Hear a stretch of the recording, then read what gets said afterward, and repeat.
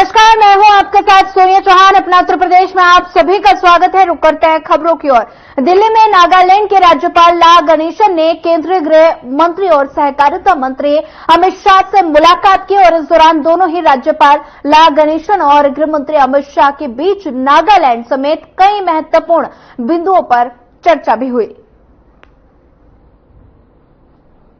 ये तस्वीरें दिल्ली से हैं, जहां पर नागालैंड के राज्यपाल का दौरा और गृहमंत्री अमित शाह से की मुलाकात और साथ ही कई मुद्दों को लेकर दोनों के बीच चर्चा हुई।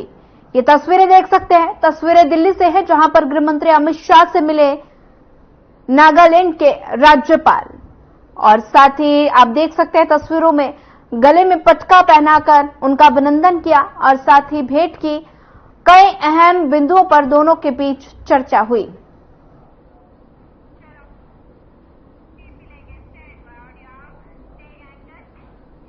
बढ़ते हैं अगली खबर की ओर। राजस्थान के राज्यपाल हरिभाऊ बागड़े दिल्ली पहुंचे, जहां राज्यपाल बागड़े ने केंद्रीय गृह मंत्री अमित शाह से मुलाकात की और केंद्रीय गृह मंत्री अमित शाह से शिष्टाचार भेंट की है।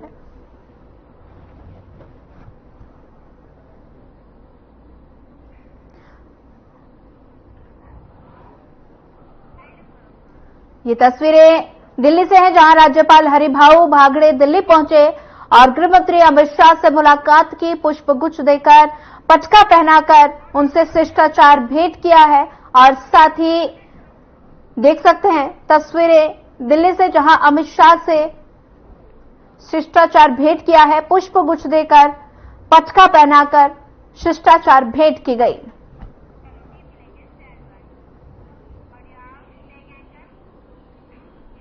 चलिए बढ़ते हैं अगली खबर की ओर। पुलिस कमिश्नर गौतम बुद्ध नगर लक्ष्मण सिंह ने कावड़ यात्रा को सकुशल संपन्न कराने के लिए निर्देश दिए हैं और बता दें कि ग्रेटर नोएडा जोन के थाना दादरी क्षेत्र के अंतर्गत टी पॉइंट और एनटीपीसी कट क्षेत्र में कावड़ियों की भेंट करते हुए कावड़ शिविरों और कावड़ मार्ग का निरीक्षण किया गया।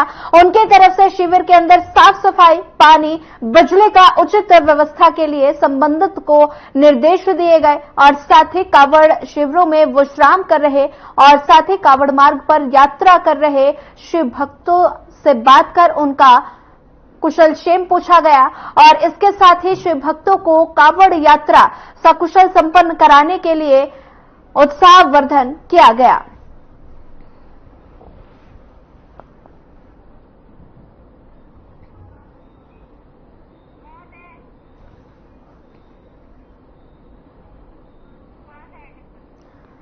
कावड़ यात्रा को लेकर निर्देश दिए गए। ये तस्वीरें गौतम बुद्ध नगर से हैं, जहां पर कावड़ यात्रा को लेकर पुलिस अलर्ट मोड पर दिखाई दे रही है। जगह जगह निरीक्षण किया जा रहा है, शिविरों का निरीक्षण किया जा रहा है। शिविर में पानी की व्यवस्था, बिजली की व्यवस्था और साथ ही जो व्यवस्थाएं हैं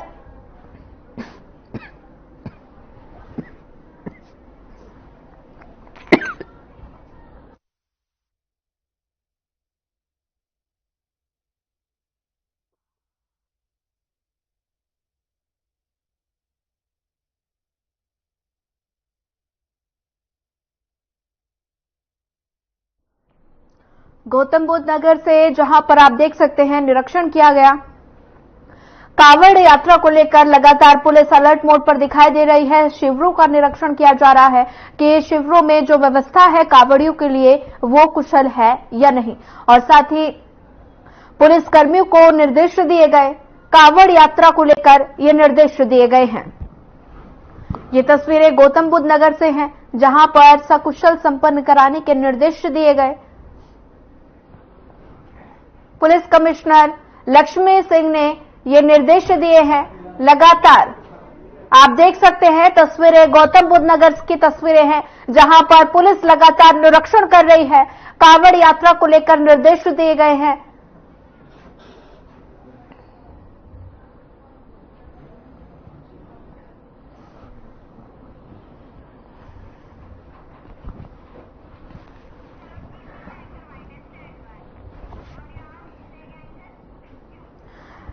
दादरी क्षेत्र के अंतर्गत अंबेडकर नगर कॉलोनी दादरी में तिरुपति एन्क्लेव की दीवार गिरने से अपनी झुग्गी में सो रहे एक बुजुर्ग दंपत्ति की मौत हो गई और बताया जा रहा है कि मृतक कबाड़ा चुगने का काम करता था और वहीं सूचना मिलने पर पुलिस मौके पर पहुंची और शव को पोस्टमार्टम के लिए भेज दिया गया। फिलहाल अन्य आवश्यक विधिक कार्रवाई की जा रही है।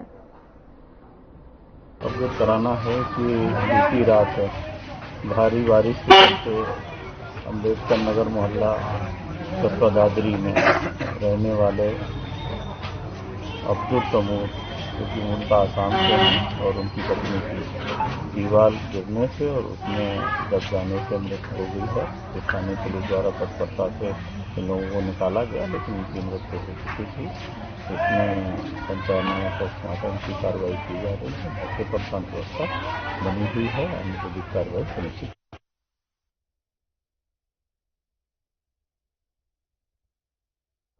चलिए सीधे लिए चलते हैं आपको दिल्ली, जहां पर भारत वियतनाम समझौतों और प्रेम वक्तव्यों का आदान प्रदान हुआ है। क्या कुछ हो रहा है, आइए आपको सुनाते हैं।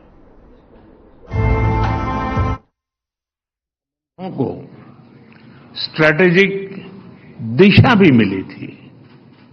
फ्रेंड्स, पिछले एक दशक में हमारे संबंधों के आयामों में विस्तार भी हुआ है और इनमें गहराई भी आई है। पिछले 10 वर्षों में हमने अपने संबंधों को कॉम्प्रिहेंसिव स्ट्रेटेजिक पार्टनरशिप का रूप दिया है। हमारे द्विपक्षीय व्यापार में 85% से अधिक बढ़ोतरी हुई है। एनर्जी, टेक्नोलॉजी एवं डेवलपमेंट पार्टनरशिप में आपसी सहयोग में विस्तार हुआ है। रक्षा एवं सुरक्षा क्षेत्रों में आपसी सहयोग को नई गति मिली है। पिछले एक दशक में कनेक्टिविटी बढ़ी है और आज हमारे बीच 50 से ज्यादा डायरेक्ट फ्लाइट्स हैं। इसके साथ साथ टूरिज्म में लगातार वृद्धि हो रही है और लोगों को ई वीजा की सुविधा भी दी गई है। मी सोन में प्राचीन मंदिरों के पुनरुद्धार का कार्य सफलतापूर्वक पूरा किया गया है। फ्रेंड्स, पिछले दशक के अचीवमेंट्स को देखते हुए आज की हमारी चर्चा में हमने आपसी सहयोग के सभी क्षेत्रों पर व्यापक रूप से चर्चा की और भविष्य की रूपरेखा तैयार करने की ओर कई कदम उठाए। हम मानते हैं कि विकसित भारत 2047 और वियतनाम के विजन 2045 के कारण दोनों देशों में विकास ने गति पकड़ी है। इससे आपसी सहयोग के बहुत से नए क्षेत्र खुल रहे हैं और इसलिए अपनी कॉम्प्रिहेंसिव स्ट्रेटेजिक पार्टनरशिप को और अधिक मजबूत देने के लिए आज हमने एक नया प्लान ऑफ एक्शन अपनाया है। डिफेंस और सिक्योरिटी के क्षेत्र में सहयोग के लिए नए कदम उठाए हैं। नया चांग में बने आर्मी सॉफ्टवेयर पार्क का आज उद्घाटन किया गया। $300 मिलियन की क्रेडिट लाइन पर बनी सहमति से वियतनाम की मैरीटाइम सिक्योरिटी सशक्त होगी।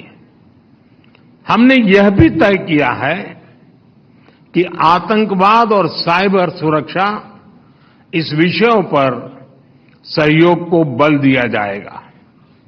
हम इस बात पर सहमत हैं कि आपसी व्यापार के पोटेंशियल को प्राप्त करने के लिए ASEAN India trade in goods agreement की समीक्षा जल्द से जल्द संपन्न की जाए। डिजिटल पेमेंट कनेक्टिविटी के लिए हमारे सेंट्रल बैंकों के बीच सहमति। चलिए फिलहाल वक्त तो चला एक छोटा सा ब्रेक का। ब्रेक के बाद जल्द हाजिर होंगे।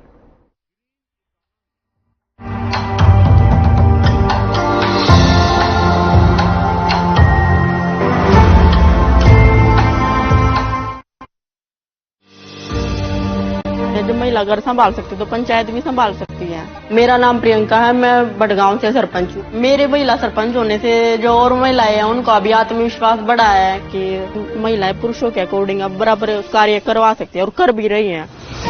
भारत और हरियाणा सरकार के सपोर्ट से नॉन स्टॉप हमारे सभी कार्य हो रहे हैं। गांव की सेफ्टी के लिए सीसीटीवी लगवा दिए, गलियां बनवाई। गांव में पानी की समस्या ज्यादा थी तो उसके लिए भी हमने आरओ लगवाए हैं। सरकार ने बजट भी कर दिया है। शिक्षा के क्षेत्र में भी कार्य हो रहा है, चिकित्सा के क्षेत्र में भी हो रहा है, खेलों में सपोर्ट मिल रहा है बच्चों को। हमारा Haryana, non stop Haryana.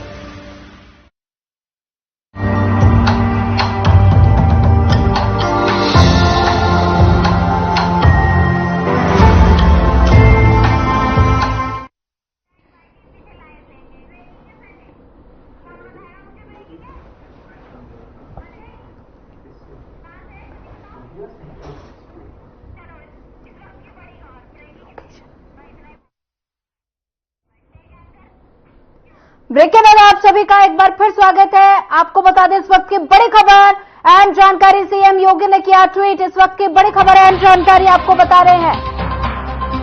CM Yogi Adityanath ने किया ट्वीट। निशानेबाज स्वलिप्त। इस वक्त की बड़ी खबर, अहम जानकारी आपको बता रहे हैं। सीएम योगी आदित्यनाथ ने ट्वीट किया है और कुसाले को दी बधाई। निशानेबाज कुसाले को बधाई दी गई है। सीएम योगी आदित्यनाथ ने ट्वीट कर बधाई दी है। सीएम योगी आदित्यनाथ ने ट्वीट किया है और निशानेबाज स्वलिप्त कुसाले को बधाई दी गई है। इस वक्त की बड़ी खबर आपको बता रहे हैं। सीएम योगी आदित्यनाथ ने ट्वीट किया है और साथ ही ट्वीट कर निशानेबाज को बधाई दी गई है। बधाई और शुभकामनाएं दी गई है और साथ ही ये पेरिस ओलंपिक 2024 में पुरुषों के 50 मीटर राइफल और साथ ही बता दें कि कांस्य पदक जीतने पर सीएम योगी आदित्यनाथ ने ट्वीट किया है। निशानेबाज स्वप्निल ने ट्वीट किया है और स्वप्निल को बधाई दी गई है। सीएम योगी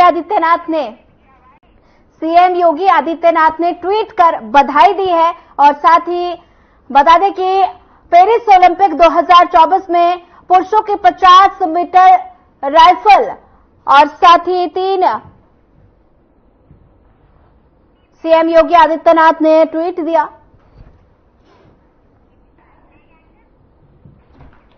चलिए आपको सीधे लिए चलते हैं लखनऊ, जहां पर यूपी विधानसभा की कार्यवाही लाइव है और साथ ही सीएम योगी आदित्यनाथ संबोधित कर रहे हैं। क्या कुछ कह रहे हैं आइए आपको सुनाते हैं। ज्ञान वह होता है जो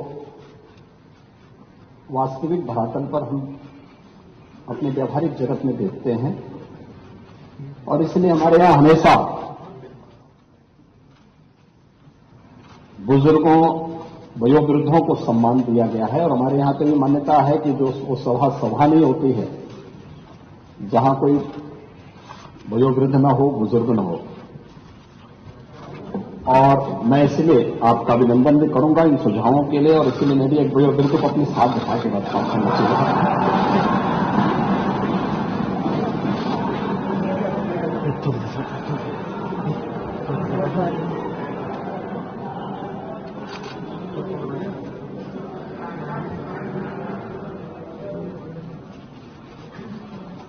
आऊंगा थोड़े देर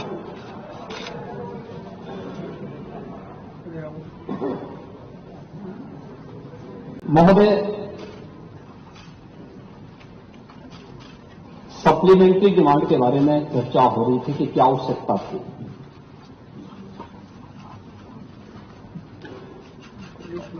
मैं केवल एक बात हमें विरासत में जैसा उत्तर प्रदेश मिला था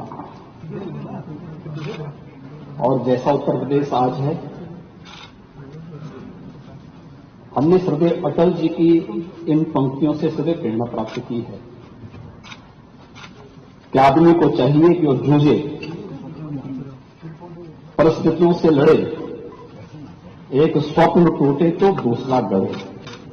और उत्तर प्रदेश के लिए जो स्वप्न बनाए गए थे उसको साकार करने के लिए सरकार के द्वारा जो प्रयास समय समय पर प्रारंभ हुए हैं, उन्हीं को साकार रूप प्रदान करने के लिए सरकार ने अपने बजट के दायरे को बढ़ाया। फरवरी में ही हमने अपना मूल बजट पारित करके अपना वित्तीय वर्ष अप्रैल में ही बजट की कार्रवाई को हमने आगे बढ़ा दिया था। 24-25 का जो मूल बजट था, जैसा कि आपने अपने उद्बोधन में भी कहा और हमारे यहां माननीय नेतागण जितने भी हमारे कांग्रेस के नेता श्रीमती आराधना मिश्रा मोना जी ने, जनसत्ता पार्टी के श्री रघुनाथ प्रताप सिंह उर्फ राजा भैया ने, हमारे सहयोगी दल राष्ट्रीय लोक दल, अपना दल, निषाद राज पार्टी और सुहृद राजभर पार्टी के हमारे जो सहयोगी हैं, उन लोगों ने भी अपने वक्तव्य में जो बातें कही कि हमारा जो मूल बजट था वह 7,36,437 करोड़ 71 लाख रुपए का था। मांग के अनुरूप और प्रदेश के अंदर इस दौरान जो कार्य हुए, यद्यपि इस पूरे समय में ज्यादातर समय हमें आम चुनाव का सामने करने में ज्यादा समय खर्च हुआ, लेकिन फिर भी इस दौरान जो कार्य हो रहे थे, अन्य जो एक्टिविटीज चल रही थी, उनके कारण हम लोगों ने लगभग अब तक विभिन्न विभागों ने एवरेज 40% से अधिक रिलीजेज हुए हैं, 44% रिलीज हुए हैं और इसमें से 20% से अधिक धर्म खर्च भी हो चुका है।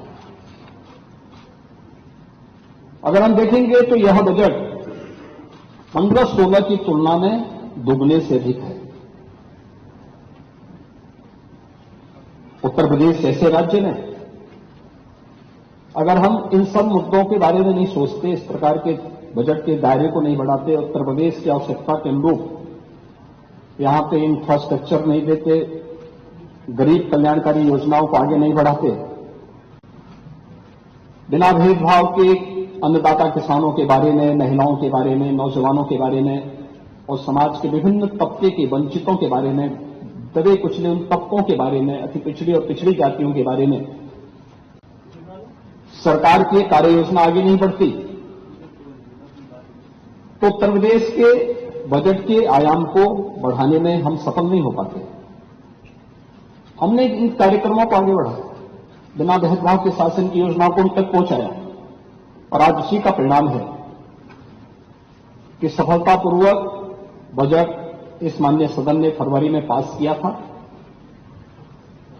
1 अप्रैल से नए वित्तीय वर्ष प्रारंभ होने के साथ नए बजट पे कार्य करना प्रारंभ भी कर दिया और आज जब हम अगस्त मास की प्रथम तिथि में यहां पर उपस्थित हुए हैं, इन पिछले 4 महीनों के अंदर पहले 2 महीने चुनाव में व्यतीत हो गए, अन्य एक्टिविटीज में व्यतीत हुई, अगले 2 महीने मात्र कार्य करने के लिए मिले और उस दौरान जो कार्य प्रारंभ हुए उसका परिणाम है कि 44% से अधिक बजट रिलीज हुआ है, 20% से अधिक अब तक खर्च हो चुका है और हमारा प्रयास है कि जितना भी पैसा है, जो आपने अपने उद्बोधन में भी कहा कि कैपिटल एक्सपेंडिचर इस बात का द्योतक है कि यह पैसा किसी स्थायी निर्माण में लग रहा है कि रोजगार का सृजन भी करेगा और विकास की गति को भी तीव्र करेगा।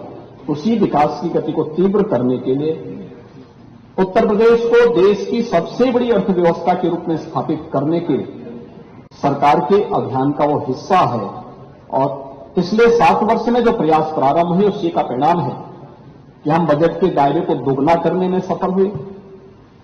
प्रदेश के अंदर प्रदेश की जो जीडीपी थी, अगर हम इसे 2015-16 की तुलना में देखें तो ये दुगने से अधिक बढ़ी है। अगर हम प्रति व्यक्ति आय को देखें, पर कैपिटा इनकम को देखें, ये दुगने से भी बढ़ी है। ये दिखाता है हमारी दिशा सही है, उत्तर प्रदेश एक सही दिशा में आगे बढ़ा है और उसी सही दिशा को एक नई गति देने के लिए जो नए मद बनाए गए हैं, उस मद में हम लोगों ने इस नए सप्लीमेंट्री बजट की आवश्यकता पड़ी, जिसमें 12,209 करोड़ 93 लाख रुपए का इस सप्लीमेंट्री बजट हम लोगों को मानसून सत्र में लाना पड़ा है। और इसके साथ ही उत्तर प्रदेश का ये बजट वर्ष 24-25 का लगभग 7.5 लाख करोड़ के आसपास पहुंचता है, जो उत्तर प्रदेश की आबादी की दृष्टि से देश के अंदर अन्य राज्यों से हम तुलना करते हैं तो माना जा सकता है कि उत्तर प्रदेश देश के अंदर देश की अग्रणी अर्थव्यवस्था बनने का माना रखता है। मुझे याद है 2017 में हम लोग आए थे, तब उत्तर प्रदेश देश की 6ठी-7वीं अर्थव्यवस्था थी। आबादी हमारी सबसे ज्यादा है, लेकिन अर्थव्यवस्था के रूप में हम देश के अंदर 6ठे-7वें स्थान पर थे। उत्तर प्रदेश के बारे में कैसा परसेप्शन था कि किसी से छुपा हुआ नहीं है। आप में से सभी माननीय जनप्रतिनिधिगण उत्तर प्रदेश से बाहर जाते थे और बाहर जाकर के इन बातों को अनुभव करते थे कि कैसी स्थिति है। पहचान का संकट होता था उत्तर प्रदेश के नौजवानों के सामने, उत्तर प्रदेश के नागरिकों के सामने। आज मैं कह सकता हूं उत्तर प्रदेश के नौजवानों के सामने नहीं, किसी भी व्यक्ति के सामने उत्तर प्रदेश का है, देश उसे सम्मान की निगाह से देखता है, अच्छा की निगाह से नहीं देखता है। एक सबसे बड़ा परिवर्तन आज ये हमारे सामने देखने को मिलता है। उत्तर प्रदेश ने इस दौरान अपने इकोनॉमी को बढ़ाया है। आज हम देश की 7वीं नहीं बल्कि दूसरी बड़ी अर्थव्यवस्था है और अगले 3 और 5 वर्ष का जो रोड मैप हम लोगों ने तैयार किया है, उस रोड मैप के साथ ही आज मैं सदन में इस सप्लीमेंट्री डिमांड के साथ बोलना चाहूंगा कि उत्तर प्रदेश ने जो एक कार्य इस दौरान किया है, इसके परिणाम आज हमारे सामने आए हैं। और ये जो बजट है, ये बजट केवल एक बजट नहीं है, यह जो आकार बजट का बढ़ा है। चलिए बढ़ते अगली खबर की ओर। मेघालय के राज्यपाल श्री CH विजय शंकर ने केंद्रीय गृह मंत्री और सहकारिता मंत्री अमित शाह से मुलाकात की। मेघालय के राज्यपाल का दौरा गृह मंत्री अमित शाह से मुलाकात की और कई महत्वपूर्ण बिंदुओं पर दोनों के बीच चर्चा हुई है।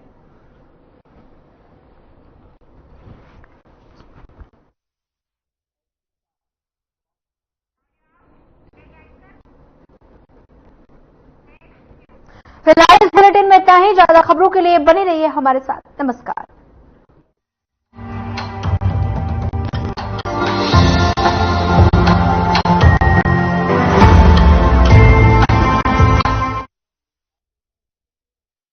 क्या